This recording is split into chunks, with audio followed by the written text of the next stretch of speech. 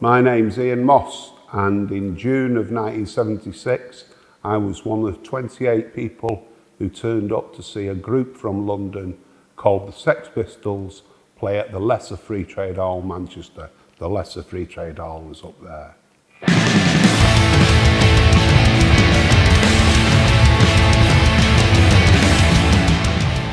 I'd got the 2:10 bus from Denton to Manchester and walked down towards the Free Trade Hall with some high anticipation, because I sensed that this was going to be more than just a normal concert. This was going to mean something to me. It was a hot summer's day, beautiful day. There was only 28 people turned up in the audience, so there were no queues. There was barely any sign that anything was happening at the Free Trade Hall, let alone a event of seismic proportions was going to take place. Tickets, there were no advance ticket sales. It was 50p admission, and Peter Shelley, who was later in the Buzzcocks, sat at the door collecting your 50p and giving you a ticket, which are now incredibly valuable artifacts, but unfortunately I didn't keep mine. There was no evidence that anything particularly was happening. It was almost like going to see a school play or something. There was a little table and a chair, and Peter Shelley sat there. I think Malcolm McLaren may have sat there as well at one point, and they just gave you a smile and you preferred your 50p.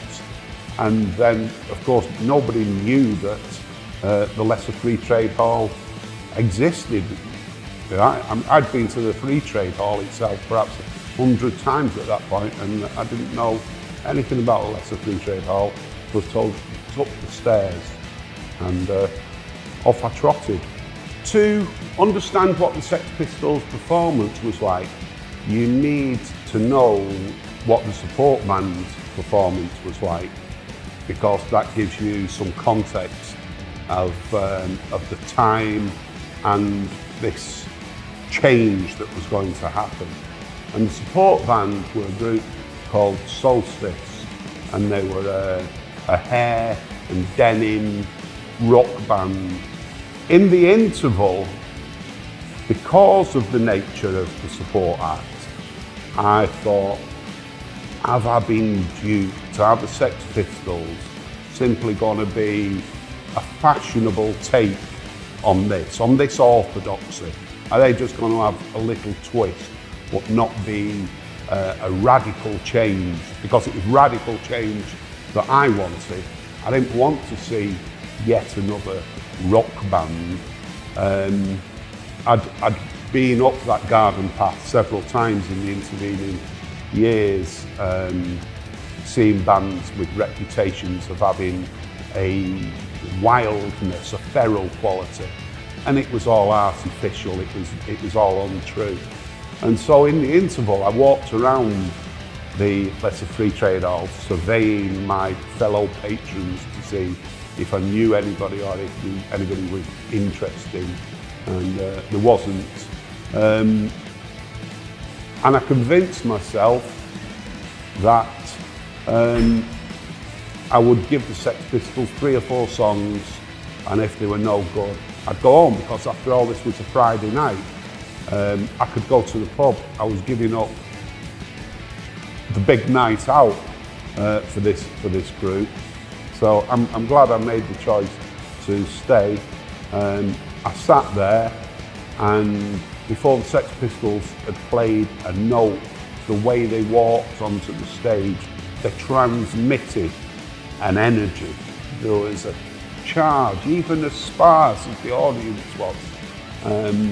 There was something about them. They looked like no other band that I'd ever seen, and they did none of the accepted things. There was no "Hello Manchester, pleased to be here," anything like that. All these showbiz traditions you were gone right from the start. And then they started playing, and they were like a thunderous train on a rickety old track. They could have been derailed at any moment, and that simply added to the thrill of it all.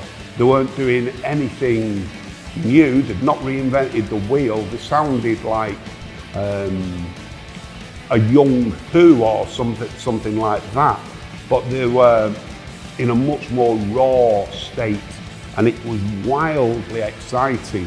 And then I just found myself squirming in the seat from the off at the energy and the sort of brassiness of it, the no holds barred, don't give a monkey's attitude that was in every single note that was coming off the stage and every single word that was coming out of the mouth of the singer, who sounded like no singer I'd ever heard before.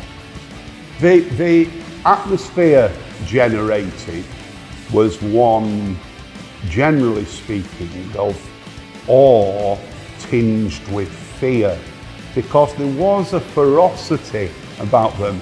And Johnny Rotten, even though he was as skinny as a rake in his raggy jumper, had this 1,000-yard stare. He looked malevolent, and you felt like violence wasn't out of the question. That said, it was there was a friendly atmosphere, although everybody seemed to be pinned to the seats. You sensed them smiling at what was taking place before them. And the only person who danced through the set was me. I sat in for about 3 or 4 songs in my seat, wiggling around. And then I think at that point they played What You Gonna Do About It by the Small Faces, which was one of my favourite songs. And I just thought, sod it, I don't care if I look a fool.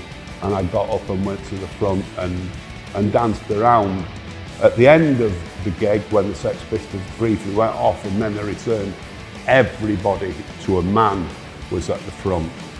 It was good. It's a treasured memory. What the Sex Pistols did to me was they were and I knew this as I watched them, they gave off this power, this positivity, and they were like opening the doors of perception. And obviously you're not hearing the lyrics listening to a loud rock and roll band. This is something that you sense. But what the Sex Pistols did in the aftermath was made me a braver person, because there was a bravery in their approach and there was an honesty in their approach. And that's what I kind of took from it. You've got to remember the time, the mid-70s, and racism was, for instance, was institutional. It was every day. You'd go in the bank and the bank teller would make a racist remark. The people you worked with would make racist remarks. People in a pub would constantly make racist remarks. And I found myself in the aftermath, seeing the Sex Pistols, challenging these people, challenging my bosses at work, challenging older people in pubs, challenging people I went to the football match with, or I was stood next to at a football match. And that's what the Sex Pistols did to me. They brought out that energy. I knew there had to be a change, and they reinforced all my feelings and empowered me. In the aftermath of those 2 Sex Pistols shows, there was very little visible evidence of change occurring in Manchester. But things were slowly, you know, from small acorns, I suppose. A week later, the Buzzcocks played in the commercial a biker's bar in Staley Bridge, and bands began to form. You were hearing more and more about the Sex Pistols in the music press and sort of on the tom-toms, and you could feel something in the air. So things were afoot, definitely.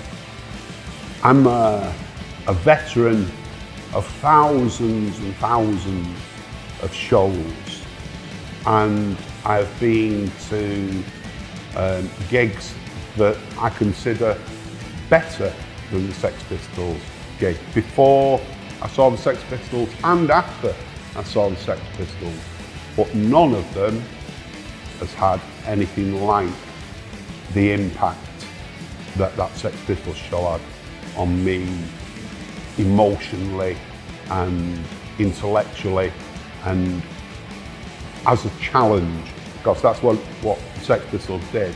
They challenged their audience and they made you think, they made you abandon your preconceptions of what was permissible and look beyond them. So nothing ever, for me, on coming from a stage, has ever done that since.